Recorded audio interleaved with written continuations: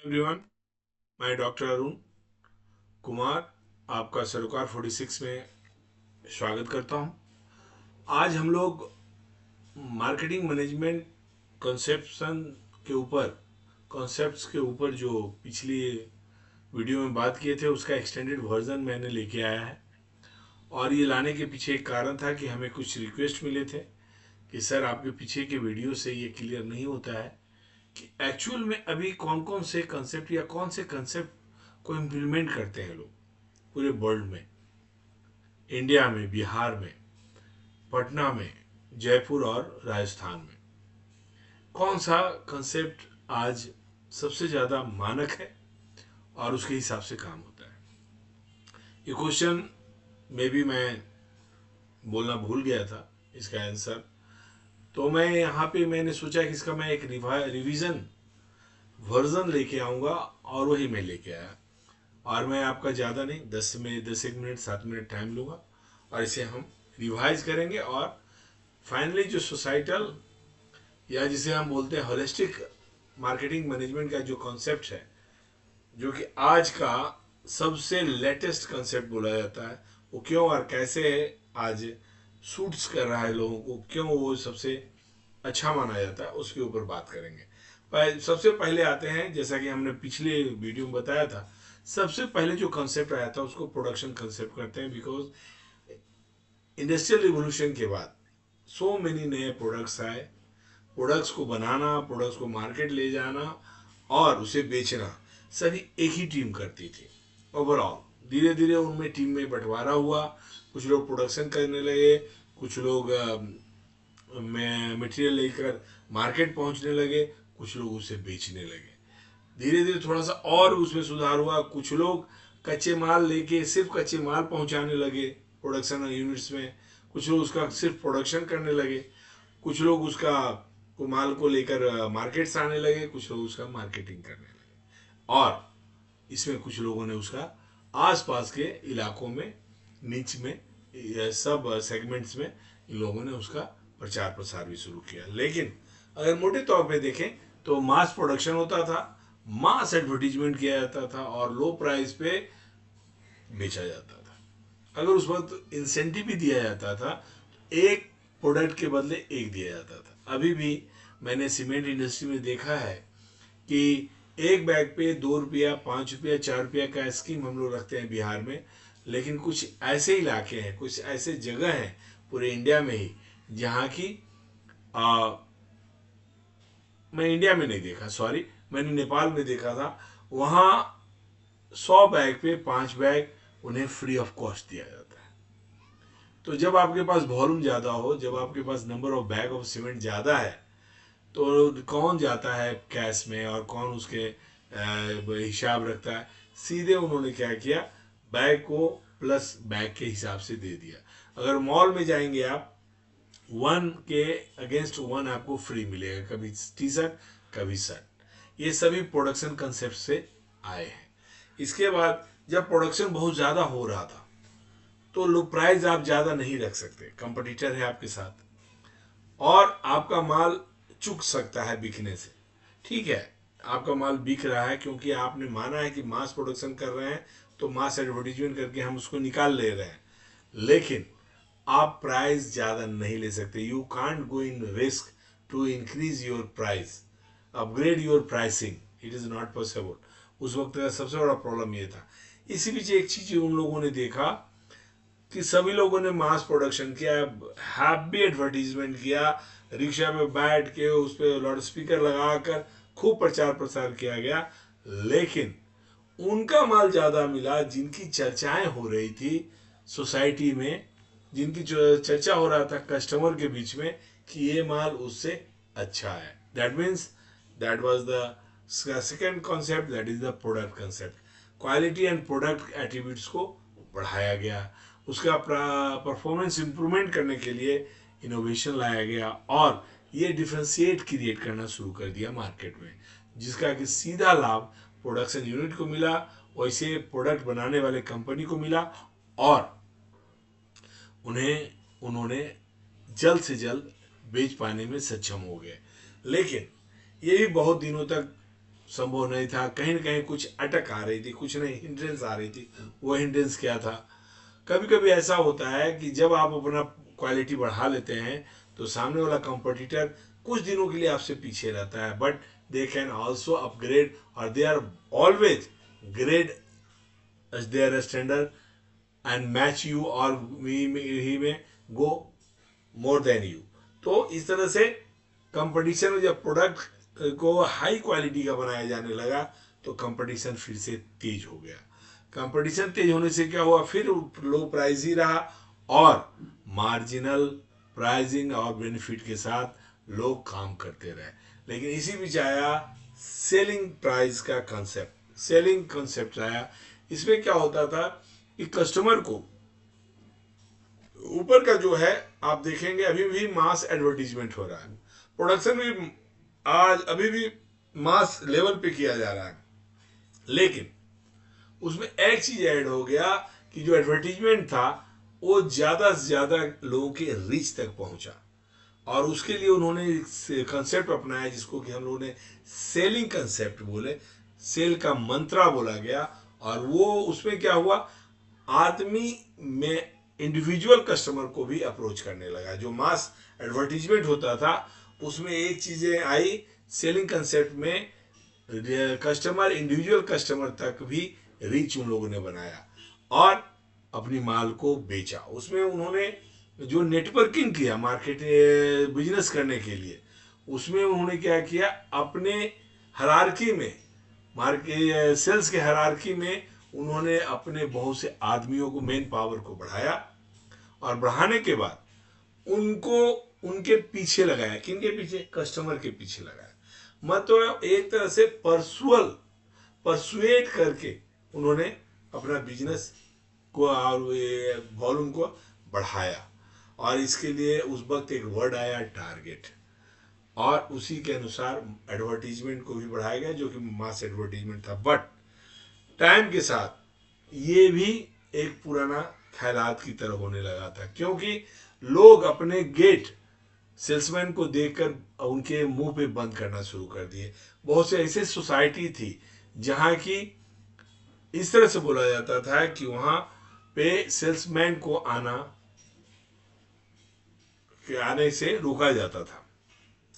तो ये बहुत ही गड़बड़ा माहौल सिचुएशन हो गया। लेकिन अब अगर हम अपने सेल्स को करें तो कैसे करें? कॉम्पिटिटिव इन्वायरमेंट है, सभी लोगों ने अपना क्वालिटी, अपना उनका जो प्रोडक्ट का परफॉर्मेंस था उन्होंने बढ़ा लिया है। एडवर्टीजमेंट में कुछ नहीं ऐसा बचा है जो छोड़ रखा है। पुल से पुलिया तक को रंग दिया उन्होंने, ये बड़ा बड़ा बैलून फुलाकर उसके ऊपर एडवर्टीजमेंट लगा दिया, पानी की टंकी के ऊपर एडवर्टीजमेंट लगा दिया, वहाँ पे कलरिंग कर दिया उन्होंने। हर रेडियो पे अपना छोटा छोटा जिंगल बना के डाल दिया। सभी कुछ हो रहा था, but something was again problem, that was business is doing for the profit. Profit जैसे ही कंपटीशन हाई होता है और आपका जो प्रोडक्शन है वो ज्यादा होने लगता है आपके डिमांड से, तो आपको एक ही पैरामीटर है जिसपे सबसे ज्यादा सेंसिटिव हो उठता है, वो है pricing. And pricing is directly related with the margin. You can say relative margin और व्हाट एवर मार्जिन, वो बाद में देखेंगे, लेकिन वो आपके मार्जिन और प्रॉफिटेबिलिटी को बहुत ज्यादा नुकसान पहुंचाता है। इसी बीच ये जो बढ़ता बढ़ता जो साइकोलॉजिकली और मेटाफोर जो बोल सकते हैं, यानी पुराना जो भी घटनाएं कर्म थी उसको जोड़कर कुछ लोगों ने देखा और एक चीज उनके समझ में आया, सेल तो अपनी जगह सही है, प्रोडक्ट कॉन्सेप्ट भी बहुत अच्छा था, प्रोडक्शन मास में होना ही चाहिए, यही तो हमारा अल्टीमेट गोल को पूरा करेगा, क्योंकि प्रोडक्शन होगा तभी हम मैक्सिमम प्रॉफिट ले पाएंगे एक दिन।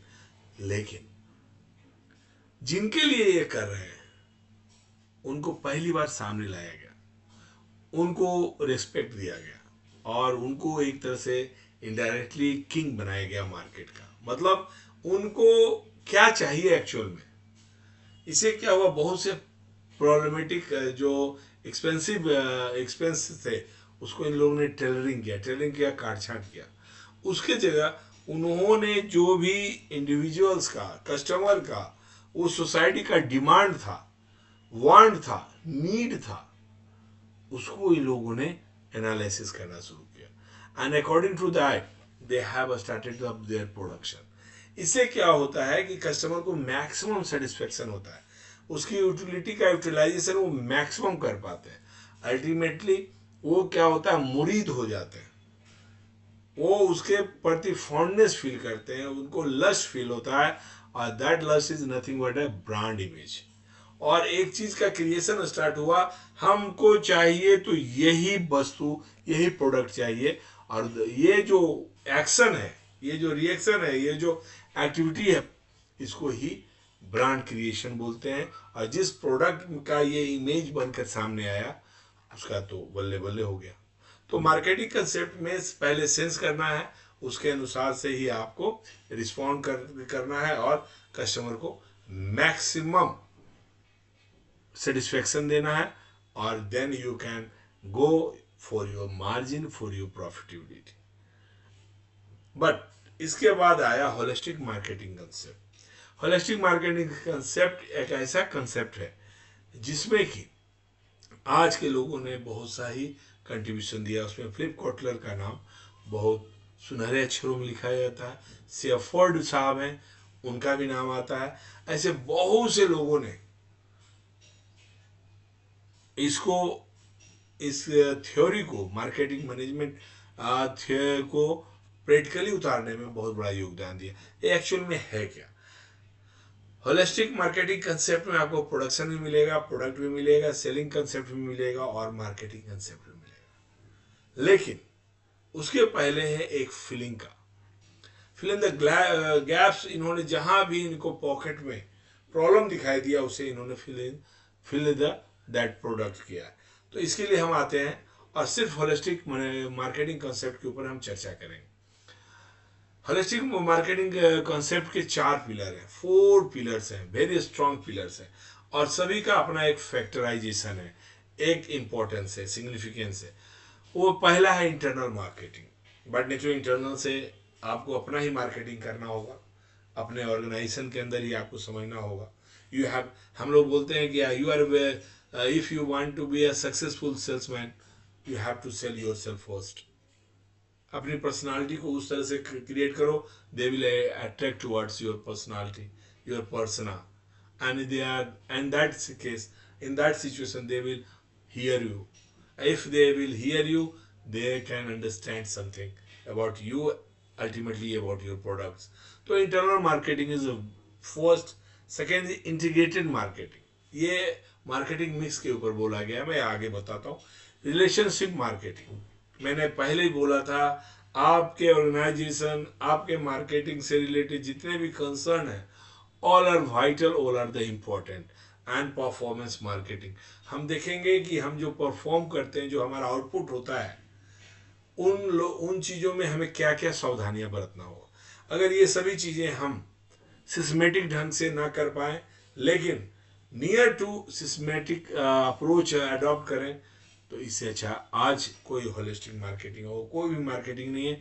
इसे हम संपूर्ण मार्केटिंग ही बोलते हैं, जिसका हिंदी अर्थ है, अंग्रेजी में इसे होलिस्टिक मार्केटिंग। पहले देखते हैं इंटरनल मार्केटिंग। इंटरनल मार्केटिंग में एक चीज का सदा ध्यान रखें, all are equal, all units are equal, all departments are equal, and all have to do business।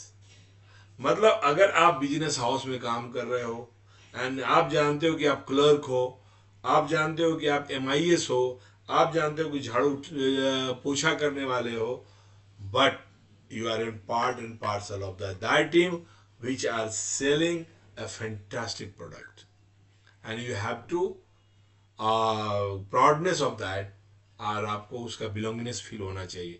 अगर इस तरह की वहाँ पॉजिटिव वाइब्स है, then it is a success story.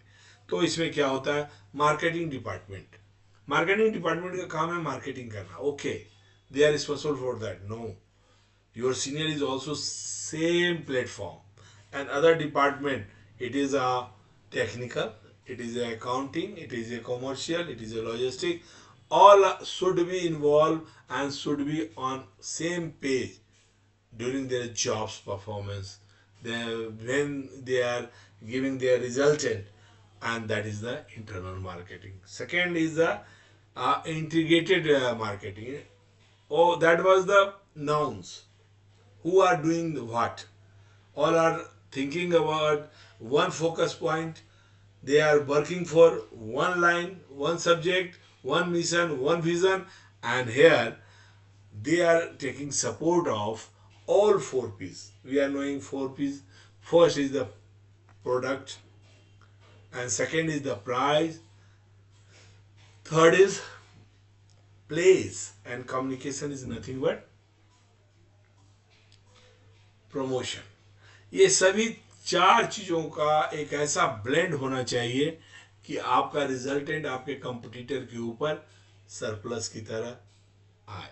Optimisation जब किया जाए तो आपका सरप्लस हो, आप प्राइसिंग में स्मार्ट निकलें, आपका एडवर्टीजमेंट में, कम्युनिकेशन में you are more efficient, more touchable, more reachable. Channel मतलब market place, your wherever is your customer you should reach there. Maruti का आपने देखा होगा वर्कशॉप का जो मारुति का प्रचार होता है, मारुति के प्रचार कर रहे होते हैं लेकिन वर्कशॉप को दिखाते हैं कि वो लद्दाख में भी उनके पास है.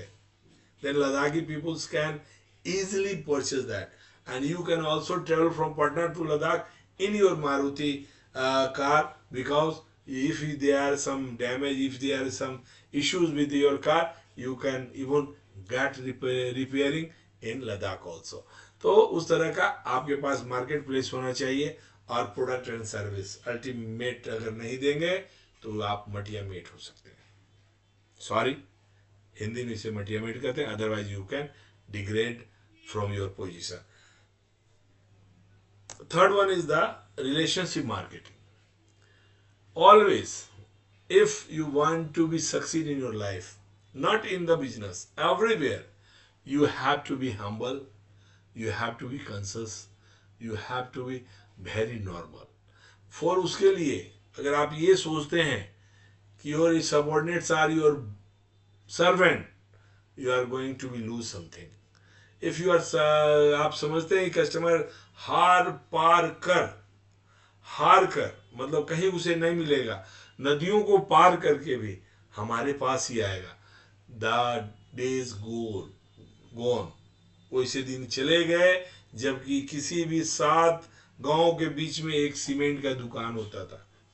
वो दिन चले गए जब टोयोटा कार सिर्फ पटना मिलता था, बनारस मिलता था, या लखनऊ मिलता था, या फिर कलकत्ता जाना पड़ता था. No way, it is available at every place. तो कस्टमर आपके लिए गॉड है. पार्टनर्स आपका CFA होगा, आपका डीलर होगा, आपका सुपर स्टॉकिस्ट होगा, आपका स्टॉकिस्ट होगा. All are your hand and feet. आप इन्हीं से चलते हैं. ये स्वस्थ हैं, आपका बिजनेस स्वस्थ होगा. Employee but natural, they are your brothers, they are sisters, just like that. But there are the ethical parameter what you have to follow always. And इसी तरह से फिनेंस कंपनियां हैं, इसी तरह बैंक है. बैंक आप जानते हैं, आप अगर एक कंपनी है तो आपको जानकर से जो होगा, आपकी सैलरी तो 30 डे के बाद मतलब फर्स्ट से लेके सेकेंड टू थर्ड तक आ जाता होगा.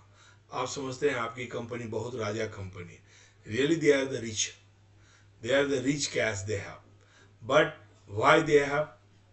उनके पास बड़े बड़े फाइनेंसर हैं, उनके जो भी शेयर्स हैं वो मार्केट में लगे हुए हैं.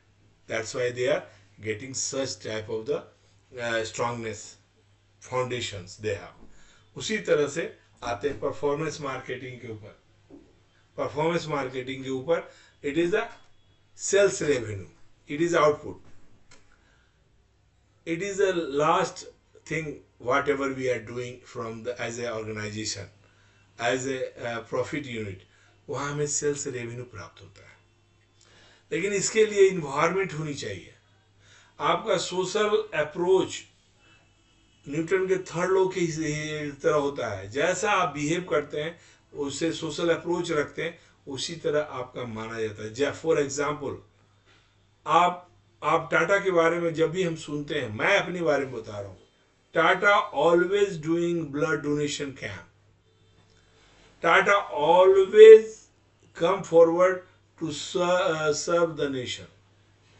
तो अच्छा फील होता है उनके बारे में जब हम सुनते हैं। तो उसी तरह किसी भी और बड़े फॉर्म के बारे में सुने, उनकी एक्टिविटियों को देखें, राह चलते हुए आपको मिलेंगे। कहीं पे उन्होंने कैंपिंग कर रखा है, कहीं पानी पिला रहे हैं। हमारे गांव के हमारे जो अग्रवाल भाई लोग हैं, they are always every in summer time they are arranging such type of the मीठा जल, शरबत, ठंडा पानी। आप अगर हमारे पंजाब के भाई लोगों को देखें, they are always ready for every days langar. मैंने एक जगह कभी सुना था 3 करोड़ आदमियों को पर डे खाना देते हैं। That's why they are respectful races. उस तरह की एक जाति है सिख, मैं उन्हें बहुत इज्जत करता हूँ और लोगों की तरह ही, लेकिन उनकी जो कर्म है वो बहुत मजबूती देता है, अंदर से पीस देता है। तो उसी तरह ethics, you don't cross your ethics, always try to maintain that. Consumer equity कहाँ से आती है? consumer equity, consumer equity से nothing but repetition of your when we are talking about your product to a consumer, repetitively they are asking the same product, और ये आपका सबसे बड़ा कमाया हुआ धन की तरफ था। ब्रांड, बट नेचुरल, इसको आप दूसरे अर्थ में ब्रांड भी बोल सकते हैं। लीगलिटी, आपका कोई भी ऐसा न्यूसेंस नहीं क्रिएट करना है, आपके एम्प्लॉय के द्वारा ऐसा कोई न्यूसेंस नहीं क्रिएट हो पाए जिससे कि सोसाइटी को, किसी इंडिविजुअल्स को हार्म पहुंचे या हर्ट हो। सो अगर इस तरह का एक इन्वायरमेंट, पॉजिटिव वाइब आप क्रिएट कर पाते हैं, you are the smarter and you will get ultimate result of that. Thank you. It is the holistic marketing.